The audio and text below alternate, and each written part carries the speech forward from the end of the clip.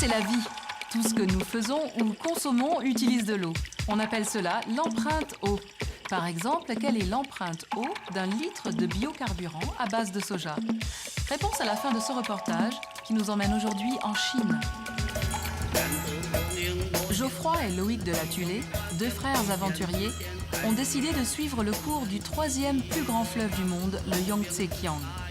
À Wuhan, une ville de près de 10 millions d'habitants, ils ont rencontré une famille de pêcheurs un peu particuliers.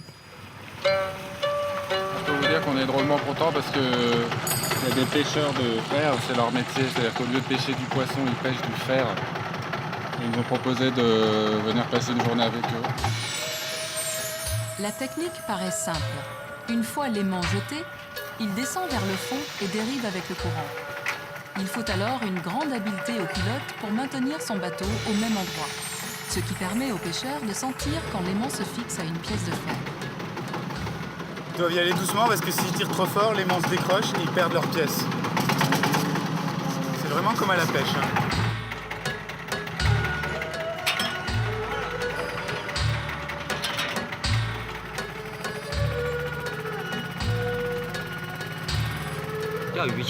Pêcher le poisson, c'est bien plus facile.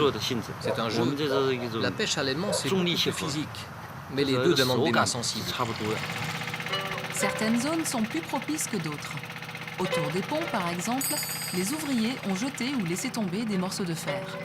Les bateaux amarrés au quai sont aussi de véritables trésors pour ces pêcheurs. Tout est jeté dans le fleuve, y compris le fer.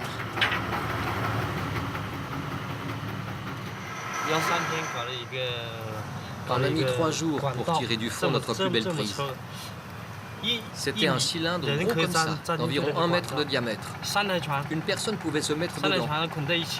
On a utilisé la force de nos 3 bateaux pour pouvoir le tracter. Il pesait 5 tonnes. On était heureux. C'était comme si nous avions trouvé un portefeuille par terre. Mais l'avenir des pêcheurs de fer dépend du prix du minerai.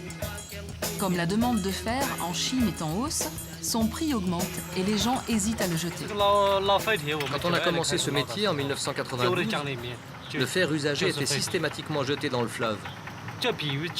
En une matinée de pêche avec 3 bateaux, on pouvait récupérer au moins 1 tonne de fer. En 15 ans, le prix du fer a plus que doublé. Il se fait donc plus rare. Aujourd'hui, un bon fer peut se vendre 2 yuan le kilo.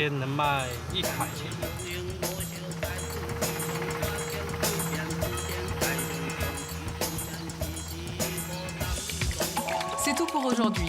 Et pour répondre à notre question, 11 500 litres d'eau sont nécessaires pour produire 1 litre de biocarburant à base de soja.